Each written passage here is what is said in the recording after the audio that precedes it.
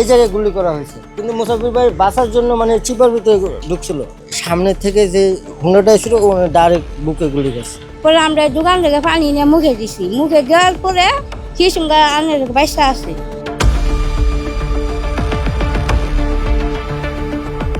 রাজধানীর পশ্চিম তেস্তুরি বাজার রোডের এই গলিতে গতকাল বুধবার আনুমানিক রাত 8:40 দিকে স্বেচ্ছাসেবক দলের সাবেক নেতা আজিজুর রহমান মুসাব্বিরকে গুলিবিদ্ধ করা হয় এবং তিনি ঘটনাস্থলেই তার মৃত্যু হয়। তার সঙ্গে আরও একজন ছিলেন কারওয়ানবাজার ভ্যান সমিতির সাধারণ সম্পাদক মোহাম্মদ আবু সুফিয়ান মাসুদ নামে। তিনি চিকিৎসাধীন অবস্থায় ঢাকা মেডিকেল কলেজ হাসপাতালে এই মুহূর্তে রয়েছেন।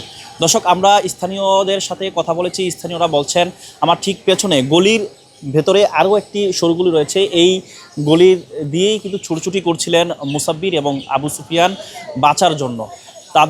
তারা মোটরসাইকেলে ছিলেন এবং যারা দুর্বৃত্ত ছিল তারাও মোটরসাইকেলে এসে তাদেরকে কয়েক রাউন্ড গুলি ছোড়ে, যার কারণে এই মুসাব্বির তিনি ঘটনাস্থলেই মৃত্যুবরণ করেন।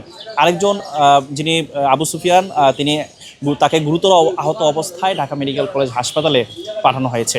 এই মুহূর্তে তিনি সেখানে চিকিৎসাধীন অবস্থায় রয়েছেন। দর্শক, আমরা জানবো এই ঘটনা নিয়ে আশপাশের মানুষজন কি বলছেন। 7:50 বাজে, আমি পিছনের দোকানে চা খেতে আসি।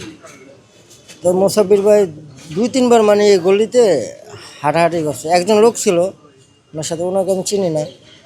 তো হাঁটাহাঁটি করছিল, একবার পিছনে যায় আবার ওদিকে আসি।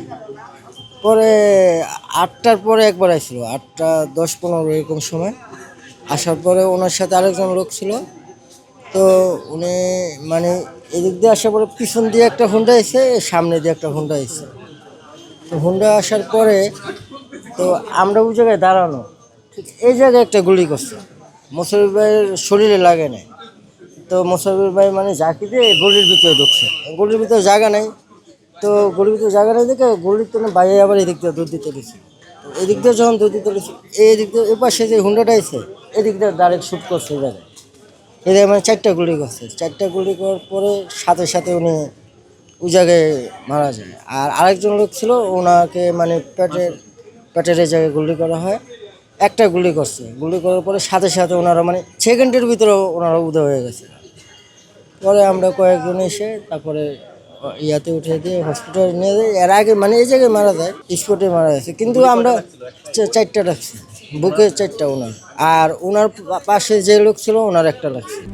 RICL TMX, যুগের পর যুগ স্থাপনা থাকে মজবুত।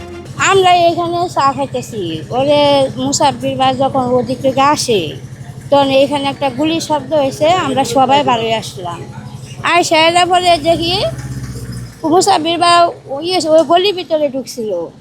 ওই ভিতরে একজন আসে আরেকটা গুলি দিছে।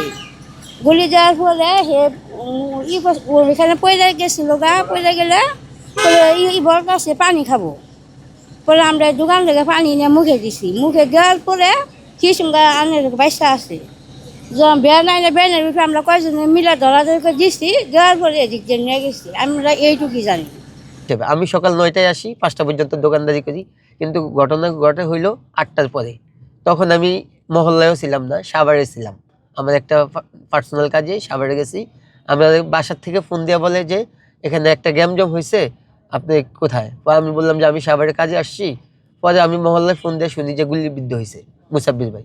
আর যখন কাহিনিটা ঘটছিল তখন জিনিসটা শুনতে পারছি যে 3টা সাউন্ড হয়েছে, এতটুকু শুনতে পারছি আর কি। এর বাইরে আর কি পরে তো আইসা শুনেন নাকি গোলাগুলি নাকি হয়েছে। পশ্চিমকে আমি ওই কোনা ছিলাম, ঠান্ডা লইতে আসছিলাম। তো কাস্টমার আমার কাছে ঠান্ডা জানার লেগে তো শব্দ আইসে, আর যে কইলাম কি খোলাই নেই এই রাইতে যে ইয়া করতে আছে, বোম ফুটাইতে আছে, কেন কাম টাম না। পরে দিয়ে তো মানুষ দৌড়াদৌড়ি করতে আছে, আর দে মানুষ করতে শুনি যে গুলি করছে।